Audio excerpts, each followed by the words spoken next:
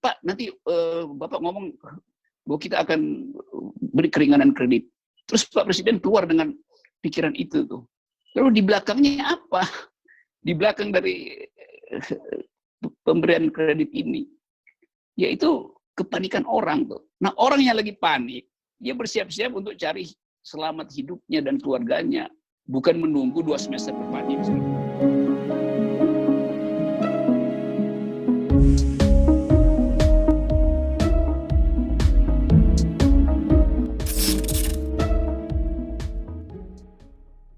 Saya akan mengajak kembali Anda ngobrol dengan Profesor Akal Sehat, Rocky Gerung.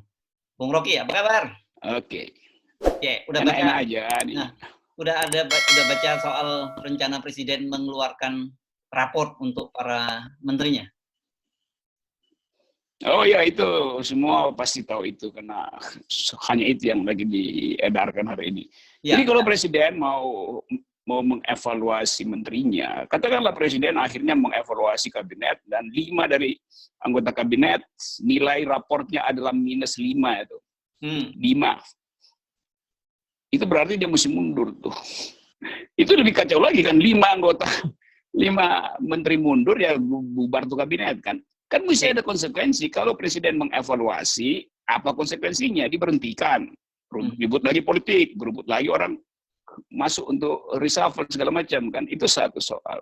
Yang kedua, kalau Presiden memberi nilai buruk kepada menteri-menterinya per hari ini, di mana ada kebutuhan untuk memaksimalkan semua sumber daya, maka publik akan menilai itu bagian dari kekeliruan Presiden.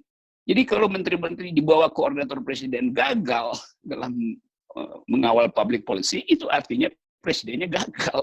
Memungkinkan kan. Jadi selalu ada paradoks di dalam pernyataan Bapak Presiden itu. Jadi kembali kalau saya tanyakan pada Anda, siapa yang raportnya paling buruk? Ya tentu kepala sekolahnya kan, kalau murid-muridnya bodoh dalam keadaan sekarang ya kepala sekolahnya. Ya, itu kayak ada orang akan nilai itu. Iya. Itu ada game di militer ya, Bung Rocky. Di militer kan ada bilang tidak ada kok anak buah yang salah, yang ada komandan yang salah kan gitu kan ya. Memang dalam keadaan darurat Presiden itu justru bertindak di dalam hierarki etika militer, span of command. Jadi kalau dia lihat ada yang gagal, ya dia selesaikan. Tetapi kabinet itu adalah penuh kepentingan politik. Ini bisa jadi kesempatan menteri-menteri yang sebetulnya gagal. Oke, kami gagal, maka kami mundur aja tuh buat cari selamat. Karena tahu bahwa kapal lagi oleng. Jadi presidennya bingung lagi kan. Jadi kan pesan politiknya Presiden seolah-olah ingin mengatakan beberapa orang dari kabinet saya menyebabkan saya kacau di dalam mengambil keputusan. Bagaimana Presiden mengaku bahwa dia kacau kan? Kan dia tidak mampu mengambil kesimpulan kan, mengambil keputusan. Yang sekarang orang lagi tunggu mau lockdown apa enggak, hitungan ekonominya memberatkan masa depan atau enggak. Pencitraan itu diperlukan demi sebetulnya dalam balancing dengan isu ini. Karena itu pencitraan baru adalah saya akan evaluasi. Ya apa konsekuensinya dievaluasi? Kalau konsekuensinya diberhentikan, maka muncullah ketegangan politik baru kan. Kalau setelah dievaluasi tidak diberhentikan juga, ya lebih parah lagi orang menganggap Anda evaluasi terus Anda biarin aja 5 menteri bego misalnya kan. Ya. Jadi kejebak terus di dalam kekacauan. Ya. Belum lagi ada juga orang bingung. Orang kan sebenarnya sekarang sedang bicara corona, bicara soal lockdown dan implikasi terhadap ekonominya. Tapi kemarin Pak Jokowi malah bicara tentang akan memberikan stimulus untuk kredit rumah itu. Jadi ini sebenarnya menurut Anda ada hubungannya antara kredit rumah dengan stimulus ekonomi corona ini? Coba saya bayangkan ya.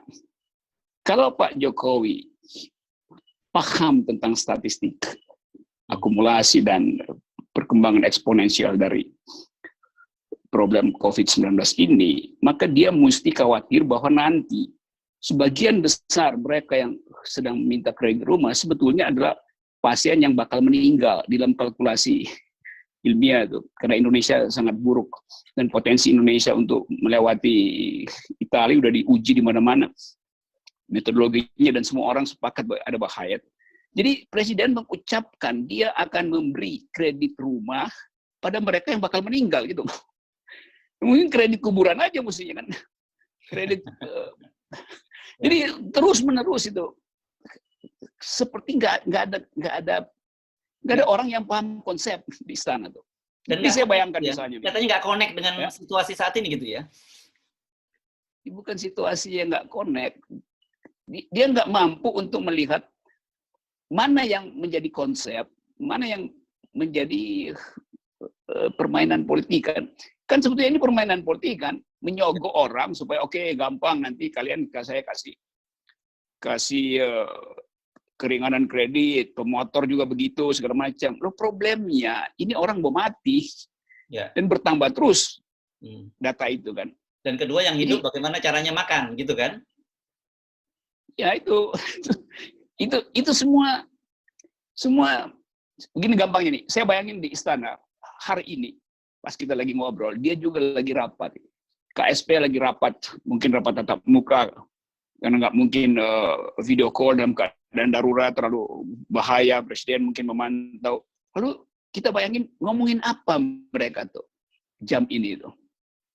Ngomongin tentang kredit. Kan lucu kan, bagaimana tiba-tiba data tentang kematian naik terus ada satu orang musul, Pak nanti Bapak ngomong bahwa kita akan beri keringanan kredit. Terus Pak Presiden keluar dengan pikiran itu tuh. Lalu di belakangnya apa? Di belakang dari pemberian kredit ini, yaitu kepanikan orang tuh. Nah orang yang lagi panik, dia bersiap-siap untuk cari selamat hidupnya dan keluarganya. Bukan menunggu 2 semester depan dia bisa dapat kredit murah. Ya kalau itu ada ya bonus saja. Tapi ngapain diucapin sekarang kan? Kan gila. Ya. Oke. Kemarin itu kayak Titanic gitu, kayak kapal persis kayak kapal Titanic yang mau tenggelam. Oke. Udah mau tenggelam, si nakodanya nggak mau dengar telegram. Dia anggap ini berisik telegram dari menara-menara segala macam supaya hati-hati ada badai itu. Ya karena dia tutup telegram itu, ya akibatnya dia nggak ada komunikasi dengan pengawas pantai, dengan sumber-sumber pemberi tanda bahaya, tenggelamlah. Ya. Ini bahayanya kan suasana ini. Oke. Bikin orkestrasi sambil kapal lagi sinking. Ya. Oke, sorry. Jadi sekarang orang lagi bicara tentang statement Menko Polhukam Mahfud.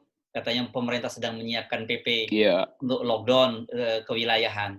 Tapi di daerah-daerah, kepala-kepala daerah, bahkan tingkat RT, RW, sudah melakukan lockdown secara mandiri ini. Jadi apakah masih perlu tuh ada PP lagi untuk lockdown? Inilah itu berupaya untuk cari penyelamatan muka. Padahal orang nggak anggap lagi bahwa istana itu, apalagi Menko Polhukam, punya muka dalam soal memberi asuransi tentang kemampuan untuk menyelesaikan masalah. Karena dari awal juga Pak Mahfud ngaco kan, menganggap bahwa ini sepele segala macam tuh. Dan ide-ide semacam ini yang saya sebut kontraproduktif artinya tuh. Akhirnya dia menjadi ya kayak kontraproduktif. Jadi kalaupun dikeluarin, ya apa implikasinya tuh? Ya orang udah lakukan. Kalau nggak dikeluarin, ya juga apa implikasinya? Bupati toli-toli dengan gaya koboi, dengan sangat sederhana, tampil betul-betul sebagai menteri Menko Polhukam lokal tuh. Nah lawan aja tuh yang udah mengambil keputusan itu. Dan itu kan kemarin kita udah bicara soal pembangkangan yang kita prediksi pasti terjadi. Ya pasti terjadi. Karena lalu lintas informasi memperlihatkan betul-betul pemerintah nggak tahu apa yang mau dilakukan. Kalau uang punya ternyata nggak punya. Kalau legitimasi punya ternyata nggak punya. Kalau keseriusan punya ternyata nggak punya.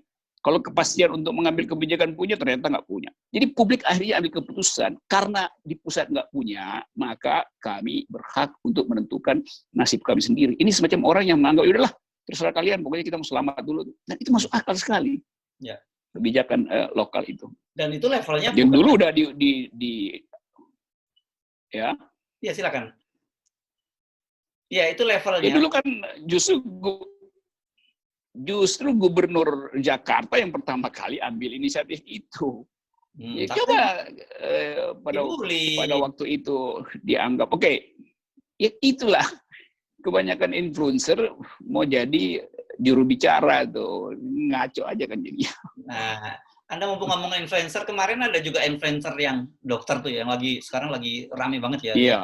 Dia maki-maki Presiden Jokowi dan Menkes. Padahal kalau nggak salah jejak digitalnya dia dulu termasuk orang yang sangat mendukung Pak Jokowi loh. Bahkan termasuk ketika di ELC kan dia juga masih kelihatan dia mendukung Pak Jokowi ya. Iya, saya kasihan juga akhirnya dia sakit gitu. Dan ya sebetulnya konyolnya sendiri kan. Karena kalau dia dokter, seharusnya jangan ikut relawan untuk bagi-bagi masker segala macam tuh. Tapi karena dia dokter merangkap influencer, maka orang nggak bisa bedain lagi nih. Ini lagi apa tuh. Jadi orang akhirnya menganggap bahwa ya udahlah kalau profesi dokter udah siapkan kemampuan datang pada pasien tuh. Nah sekarang jadi kacau akhirnya tuh. Padahal mungkin dia punya maksud baik, tetapi karena tidak paham tentang public policy, maka yang dia sebut kebaikan itu akhirnya jadi konyol. Dia terjebak akhirnya di dalam situasi. Lalu dia berbalik dari influencer, dari pengusung atau pembela kebijakan istana, sekarang dia maki-maki istana kan. Hanya karena terjebak di dalam situasi. Jadi inilah dari komedi jadi tragedi akhirnya kan. Kan begitu jadinya tuh. Jadi kalau influencer atau booster ya udah tunggu aja perintah dari istana, nggak usah tambah-tambahin keterangan segala macam. Mondar mandir dari satu stasiun TV ke stasiun TV yang lain, masuk di dalam komunitas segala macam. Lama-lama kita nggak bisa bedain. Ini adalah advokasi dalam upaya untuk mencegah social unrest atau memang ketidaktahuan tentang situasi. Kan ya saya mengerti psikologi si anak muda ini bahwa ingin terlibat langsung, tapi terlibat tanpa tuntunan konsep itu juga ngaco kan sebetulnya. Nah sekarang misalnya kalau pemerintah akhirnya karena desakan publik, desakan pers, desakan jurnalis, akhirnya lockdown, kan konyol jadinya kan, karena dia di brief untuk jangan lockdown, ngaco. Itulah bedanya kalau yang misalnya keterangan itu datang dari orang yang paham tentang psikologi publik, maka kita menganggap ada ketenangan di masyarakat. Tapi juru bicara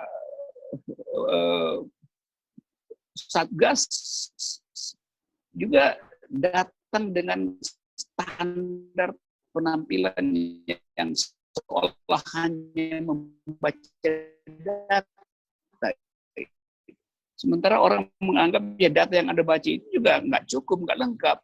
Karena menurut WHO nggak segitu data itu. Jadi orang nggak percaya lagi itu. Menenangkan orang dengan penampilan yang birokratis juga tidak mendukung. Juru bicara presiden juga datang dengan hal yang sama. Yang isinya adalah defensif, isinya adalah apologetis segala macam. Kan. KSP juga begitu tuh, segerombolan anak muda di situ. Ya seolah di brief untuk sekedar membentengi opini publik yang mengkritik pemerintah. Dan ngaco kan. Kalau saya misalnya bisa usul, coba ganti juru bicaranya dengan seorang jurnalis senior misalnya Hersu yang ngerti persoalan, yang nggak terlibat dengan kepentingan politik, hanya ingin menekan masyarakat. Banyak jurnalis di Kompas misalnya ya. Anda serius nih usulannya nih? Ya saya serius. Oke. Karena publik ingin lihat figur yang mereka kenal dan mereka tahu jalan pikirannya dan mereka percaya bahwa dia serius hanya untuk memikirkan konsep penyelesaian masalah. Saya baca tulisan Anda itu terus sebagai satu seri yang memang dasarnya adalah kritik terhadap public policy kan. Jadi rakyat akhirnya kan lebih banyak membaca keterangan dari Hersuberno daripada keterangan pemerintah tuh. Kan itu mesti pemerintah tahu kan itu. Maka mesti pemerintah minta tolong pada jurnalis senior untuk bantu kami untuk menerangkan pada publik karena wajah Anda dikenal. Retorika Anda dikenal, narasi dikenal. Ini jurnalis di Kompas TV. Mumpung Anda ngomong misalnya Rosi Silalah itu. Ya. Rosi Silalah juga orang yang walaupun kritis terhadap kekuasaan, tapi dia mengerti ada keadaan yang mesti ditenangkan. Maka undanglah dia buat jadi juru bicara dalam 1 minggu misalnya Saudara Hersu jadi juru bicara, ganti lagi Saudara Rossi, cari lagi jurnalis yang menenangkan gitu, yang paham keadaan, yang terlihat cerdas gitu. Cerdas sekaligus punya otoritas untuk mengatakan bahwa kita sama-sama dalam kapal yang sedang dalam badai kan. Bukan sekedar baca data terus memperlihatkan kecemasan baru. Ya. Gitu, Hersu. Bung Rocky, mumpung Anda ini ngomong serius ini soal komunikasi yang selama ini, justru salah satunya menjadi penyebab kelihatannya adalah selama ini kan kita tahu pemerintah mengamplifikasi komunikasi kepada publik itu melalui buzzer. Sementara kemudian keberadaan buzzer ini kan sudah mulai kredibilitasnya tidak cukup, dan publik tidak percaya. Apakah carut marut situasi semacam ini karena itu tadi ya, karena yang ada seorang teman menyebutnya sebagai buzzer state, negara buzzer seperti sekarang ini. Ya buzzer itu kan nunggu perintah kan. Ya. Nggak ada soal jadi buzzer kalau ada konsep di istana. Karena nggak ada konsep, maka buzzer-buzzer ini bikin modifikasi di lapangan. Jam session tentang isu yang sangat serius. Jadi publik akhirnya tahu bahwa oh ini buzzer, ini influencer, ini disuruh oleh istana untuk menenangkan. Sementara sumber berita tentang COVID ini adalah global. Jadi orang mana percaya orang pada buzzer kalau dia baca hasil riset dari satu universitas di Inggris dibandingkan dengan apa yang diucapkan oleh buzzer itu. Dia tahu apa yang sedang diriset di Rusia. Dia tahu apa yang sedang terjadi di Amerika, segala macam kan. Jadi ngapain jadi buzzer kalau informasi itu bisa diakses semua orang melampaui pengetahuan si buzzer kan. Ini benar-benar begundal aja tuh kan. Jadi ini istana juga pelihara orang-orang tolol macam ini kan. Coba ditanya buzzernya, paham nggak apa yang diucapkan misalnya oleh Presiden Ghana kemarin yang meledek bahwa lebih baik memikirkan cara mengembalikan ekonomi pada manusia daripada memikirkan cara membangkitkan mayat yang dihajar oleh virus ini kan. Jadi percuma jadi booster sekarang karena orang punya sumber lain yaitu pengetahuan dunia tentang keadaan Indonesia itu. Ya. Iya. Sinyal hilang? Sinyal hilang. Oke. Saya tadi Anda kan cerita tentang Presiden Ghana tadi ya, yang memang lagi viral tuh ya. Bagaimana statement dia bahwa kita tahu caranya mengembalikan ekonomi kepada kita, tapi kita tidak tahu caranya mengembalikan orang yang mati pada kita. Itu luar biasa itu. Dan itu saya kira kalau ada seorang kepala negara ngomong begitu kan dahsyat ya efeknya, Bung Rocky ya. Iya, sebetulnya beberapa bupati kita juga udah ngomong hal yang dengan nada yang sama gitu kan. Yang di dalamnya ada satire, ada kemarahan itu. Sementara presiden mikirin tentang kredit motor. Jadi bayangkan jarak konseptual antara bupati yang ngerti tentang cara mencegah orang masuk kubur dan presiden yang ingin memberi subsidi pada mereka yang ingin punya rumah kan. Ini gila nih kan. Ya. Jadi situasi itu tuh sekali lagi soal komunikasi. Nah itu yang akan membebani kepercayaan publik terhadap pemerintah terus-menerus.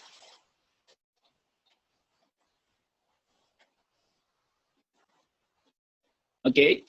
Ya, memang ini mulai agak putus-putus ini statement apa? Putus ya. Iya, ini kena udara. Jadi Gunung Pancar ini udah mulai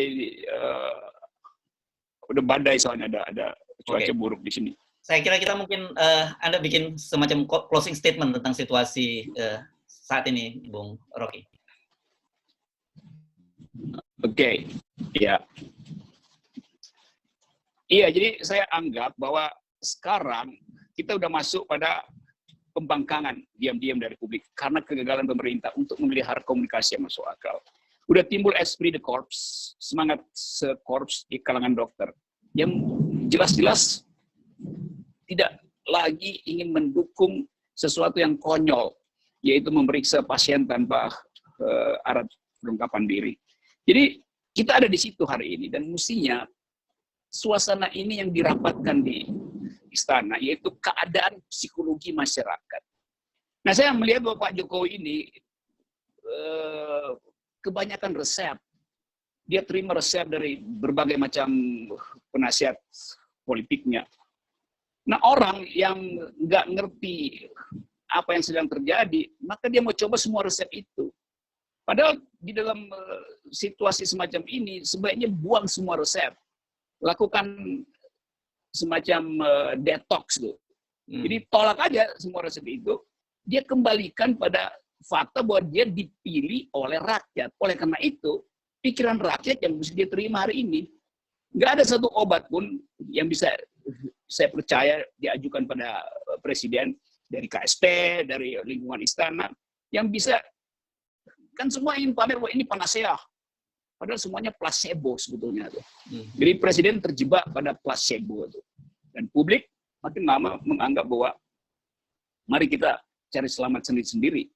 Karena dokter utama yang seharusnya menghasilkan kebijakan publik tidak mampu untuk membedakan mana panacea dan mana placebo. Baik. Assalamualaikum warahmatullahi wabarakatuh. Waalaikumsalam warahmatullahi wabarakatuh. Oke.